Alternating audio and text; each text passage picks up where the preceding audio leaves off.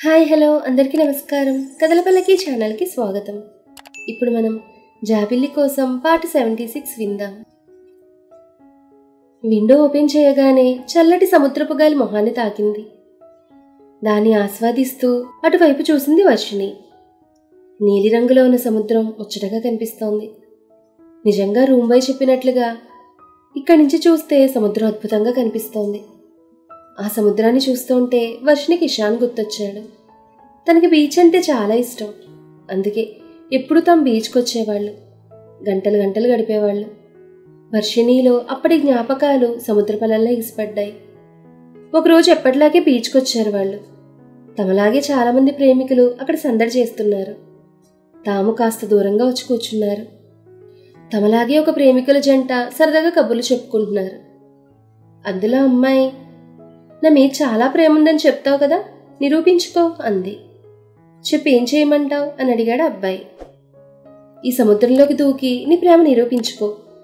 ఆ అమ్మాయి సరదాగా అంటున్న మాట పూర్తి కాకముందే ఆ అబ్బాయి వెళ్ళి సముద్రంలో దూకేశాడు. చూస్తున్న తమందరూ షాక్ అయ్యారు. ఆ అమ్మాయి పరిగెత్తుకుని వెళ్ళి మునిగిపోతున్న అబ్బాయి చుట్టు పట్టుకుని ఒడ్డుకు లాక్కొచ్చింది. ఆ అమ్మాయికి మరో వ్యక్తి సహాయం చేశాడు. అప్పటికే అబ్బాయి నీళ్లు తాగేసి ఉక్కిరిబిక్కిరి అవుతున్నాడు. తాను ఇషాన్ వాళ్ళ దగ్గరకు పరుగు పరుగును వెళ్లారు.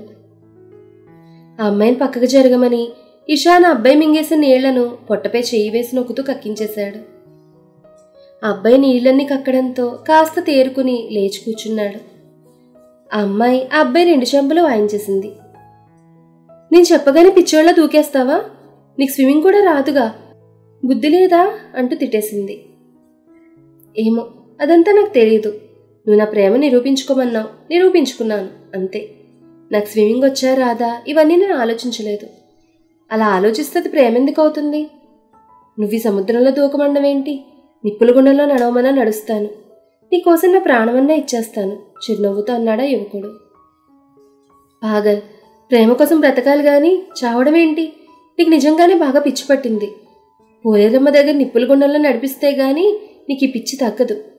పదా, నీకు జలుబు చేస్తుంది, త్వరగా డ్రెస్ మార్చుకుందువు గాని ఇంటికి వెళ్దాం అంటూ అతన్ని తిడుతూ తీసుకువెళ్ళిందామె.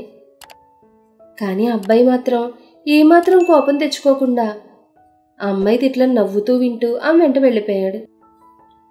వాళ్ళిద్దరూ తనకు భలే నచ్చారు. నిజంగా అబ్బాయి కళ్ళలో అమ్మాయి పట్ల ఎంత ప్రేమ, ఆరాధన. అమ్మాయి చెప్పగానే క్షణం కూడా ఆలోచించకుండా తనకి ఈత రాదన్న విషయం తెలిసి కూడా దూకేశాడు. ఆ అమ్మాయి ఏమో వెంటనే రియాక్ట్ అయి అతను రక్షించింది. అమ్మాయి ఎంత భయపడిపోయింది.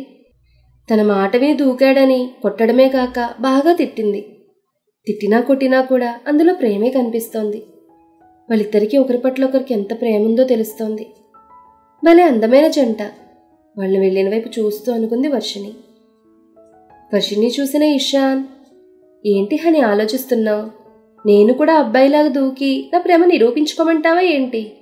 నేను అస్సలు దూకను. ఎందుకో తెలుసా? నేను దూకి చచ్చిపోతే నువ్వు ఒక్కదాని ఎలా బ్రతుకుతావు? నేను లేకపోతే నువ్వు ఉండలేవు, నాకు తెలుసు. నాతో పాటు నువ్వు వచ్చేస్తావు.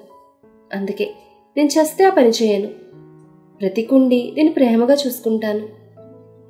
నువ్వు నన్ను ఎంతగా ప్రేమిస్తున్నావు అని అడిగితే, ఇదిగో ఈ సముద్రం అంతా, ఈ ఆకాశం అంతా అని చెప్తానంటూ ఎంత ప్రేమగా కబుర్లు చెప్పాడు. నిజంగా మాటలు చెప్తుంటే ఈషు కళ్ళల్లో తనపై కనిపిస్తున్న ప్రేమకి తన దాసోహమైంది. వర్షిణి కళ్ళు తదేకంగా సముద్రాన్ని చూస్తున్నాయి. అంత ప్రేమించే ఇషాన్ నన్ను ఎలా మోసం చేయగలిగాడు? ఆమె గుండెల్లో దాగున్న బాధ ఆమెకే తెలియకుండా కన్నీటి రూపంలో బయటకొచ్చింది. ఇంతలో రూమ్ బెల్ మోగడంతో ఉలిక్కిపడి ఈ లోకంలోకి వచ్చింది. చటుక్కుని కళ్ళు తుడుచుకుని వెళ్ళి డోర్ తీసింది. ఇందాకటి రూమ్ బాయ్ టిఫిన్ తీసుకుని వచ్చాడు. మేడం సర్వ్ చేయమంటారా అని అడిగాడు వినయంగా. అప్పటి జ్ఞాపకాలు గుర్తొచ్చి వర్షిణి మనసంతా అల్లకల్లోలంగా ఉంది. తనకి టిఫిన్ చేయాలనిపించలేదు. అందుకే వద్దు తీసుకువెళ్ళిపో అంది. ఇదేంటి, ఇంతకుముందే కదా ఒక పావుగంట ఆగి తీసుకురమ్మన్నారు, ఇంతలోనే వద్దంటున్నారు అనుకుంటూ విచిత్రంగా చూశాడు అతను. అది గమనించిన వర్షిణి, ఎందుకో తినాలనిపించలేదు, జ్యూస్ ఉంటే ఇవ్వు, అది చాలు అంది. అతనికి ఎక్స్ప్లెనేషన్ ఇవ్వాల్సిన అవసరం వర్షిణికి లేకపోయినా తన కోసం తీసుకొచ్చాడని అంది వర్షిణి. ఓకే మేడం, మీ మెనూలో ఆరెంజ్ జ్యూస్ ఉంది, ఇమ్మంటారా అని అడిగాడు. వర్షిణి తలూపింది. అతను అప్పటికప్పుడే ఆరెంజ్ జ్యూస్ చేసిచ్చాడు. వర్షిణి తాగి గ్లాస్ ఇచ్చింది. మేడం, ఇంకేమైనా కావాలా అని అడిగాడు. వద్దన్నట్టుగా తలూపింది. అతను అవన్నీ తీసుకుని వెళ్ళిపోయాడు.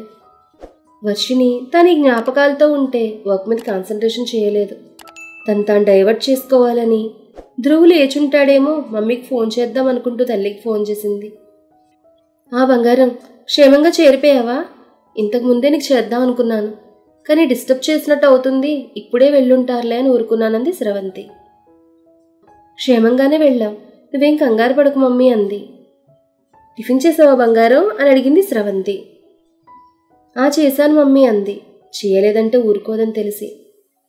ధ్రువు లేచాడా మమ్మీ అని అడిగింది. లేచాడు. పాపం, నువ్వు కనిపించలేదని వెతుక్కుని ఏడ్చాడు. మృదులా సంగీత వాడిని ఆడించి ఊరుకోబెట్టారు. ఇప్పుడే వాడికి స్నానం చేయించి ఇడ్లీ తినిపించాను. కొంచెమే తిన్నాడు మారం చేస్తూ. రాగిని వాడిని గార్డెన్లో ఆడిస్తోంది. నువ్వేం కంగారు పడకు, రోజూ ఉండేదేగా, కాసేపు నీ కోసం ఏడ్చి వాడే ఆడుకుంటాడంది స్రవంతి. రోజూ లేవగానే తను వాడికి కనిపించాలి, లేకపోతే చాలా గందరగోళం చేస్తాడు. ఆఫీస్కి వెళ్ళేటప్పుడు కూడా ఏడుస్తాడు. ఆ తర్వాత తల్లి రాగిని బుజ్జగిస్తే ఆడుకుంటాడు. పాపం, వాడికేమో తనతో ఉండాలని ఉంటుంది, తనకు కూడా వాడితోనే ఉండాలని ఉంటుంది. కానీ రోజంతా వాడితో తను ఉండలేదు. తన బాధ్యతలు తనకున్నాయి. బాధగా అనుకుంటూ, ఇంతకీ మృదులా సంగీత ఏం చేస్తున్నారు మమ్మీ అని అడిగింది. వాళ్ళు ఇప్పుడే రెడీ అయ్యి టిఫిన్ చేసి ఆఫీస్కి బయలుదేరారు. నీకు తర్వాత ఫోన్ చేస్తామన్నారు, నువ్వు బిజీగా ఉంటావు కదా అని చేయలేదు. నువ్వు చేస్తే చెప్పమన్నారంది స్రవంతి. సరే మమ్మీ, ఒకసారి ధ్రువుని వీడియో కాల్లో చూపించు అంది. ఉండు, నేను వాడి దగ్గరికి వెళ్తాను, వెళ్ళి నేనే వీడియో కాల్ చేస్తానులే అంది స్రవంతి. మరో 5 నిమిషాల్లో స్రవంతి వీడియో కాల్ చేయడంతో ఫోన్ లిఫ్ట్ చేసింది.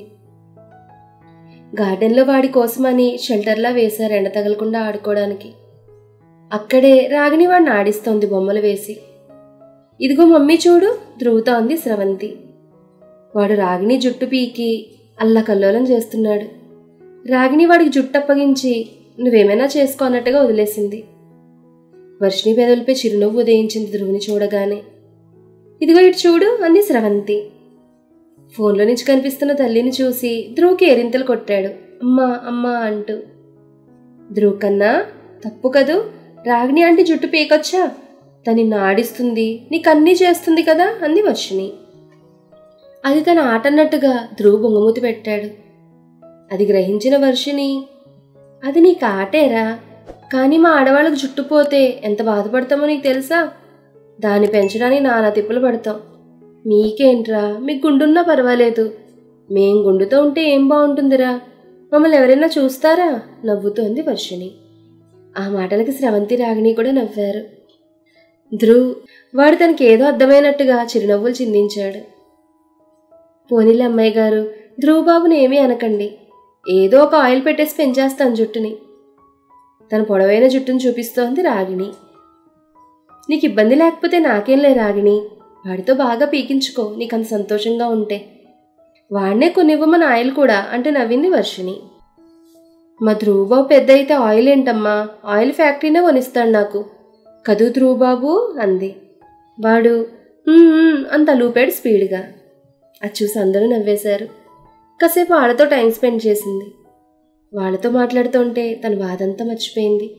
ఎంతసేపు మాట్లాడిందో తనకే గుర్తులేదు. ఇంతలో రమేష్ నుంచి కాల్ వస్తుండడంతో, మమ్మీ ఇక నేను ఉంటాను, ఆఫీస్కి బయలుదేరాలి, రమేష్ ఫోన్ చేస్తున్నాడు, మీతో మాటల్లో పట్టి టైమే చూసుకోలేదంది. సరే బంగారం, ఇక మేము ఉంటాంలే అంటూ, ధ్రువ్ మమ్మీకి బాయ్ చెప్పు నాన్న అంది. వాడికి అర్థమై టాటా అన్నట్టుగా చెయ్యూపాడు. తాను కూడా బాయ్ చెప్తూ ఫోన్లో కనిపిస్తున్నవాడిని ముద్దు పెట్టుకుంది. వాడు కూడా ఫోన్లో కనిపిస్తున్న తల్లికి ముద్దు పెట్టాడు. వీడికి ఎన్ని తెలివితేటలో. వాడి ముద్దుకి వర్షిణి మనసు ఆనందతరంగమైంది. త్వరగా వచ్చేస్తానులే కన్నా అంది. వాడు తలూపాడు. వాళ్ళ ఫోన్ కట్ చేసి రమేష్ ఫోన్ లిఫ్ట్ చేసింది. మేడం టైం అవుతోంది, బయలుదేరదామా అన్నాడు రమేష్. రమేష్ బయలుదేరదాం అంది. మేము కింద రిసెప్షన్లో ఉంటాం మేడం, మీరు వచ్చేయండి అన్నాడు. ఓకే రమేష్, ఇప్పుడే వస్తున్నా అని చెప్పి ఫోన్ పెట్టేసింది. తన హ్యాండ్ బ్యాగ్ తీసుకుని ఒకసారి అద్దంలో పరిశీలించుకుని శారీ సరిచేసుకుని రూమ్ లాక్ చేసి లిఫ్ట్లో కిందకొచ్చింది. ఆమె కోసమే వెయిట్ చేస్తున్నారు రమేష్, రాజు, ప్రసాద్. రిసెప్షన్లోకి హ్యాండ్ ఓవర్ చేసింది వర్షిణి. మేడం రూమ్ క్యాన్సిల్ చేయలేదు. మీరు ఆఫీస్ నుంచి వచ్చి ఫ్రెష్ అయిన తర్వాత అప్పుడు వెకేట్ చేద్దాం.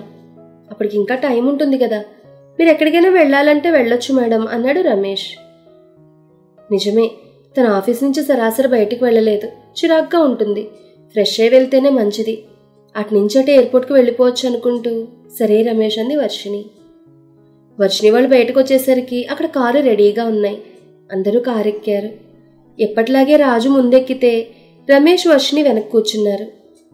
మరో కారులో సెక్యూరిటీతో పాటు ప్రసాద్ కూడా ఎక్కాడు. అన్ని కార్లు బయలుదేరాయి. వీళ్లతో పాటు ఇంతకుముందు వర్షిణి వాళ్ళు ఫాలో చేసిన కారు కూడా వీళ్ళని అనుసరించసాగింది. మరి ఆ తర్వాత ఏం జరిగింది అనేది నెక్స్ట్ ఎపిసోడ్లో తెలుసుకుందాం. ఈ కథ మీకు నచ్చితే లైక్ చేయండి, షేర్ చేయండి, కామెంట్ చేయండి. అలాగే మన కథల పల్లకి ఛానల్ని సబ్స్క్రైబ్ చేసుకుని పక్కనే ఉన్న బెల్ ఐకాన్ని క్లిక్ చేయడం మాత్రం మర్చిపోకండి. ధన్యవాదాలు.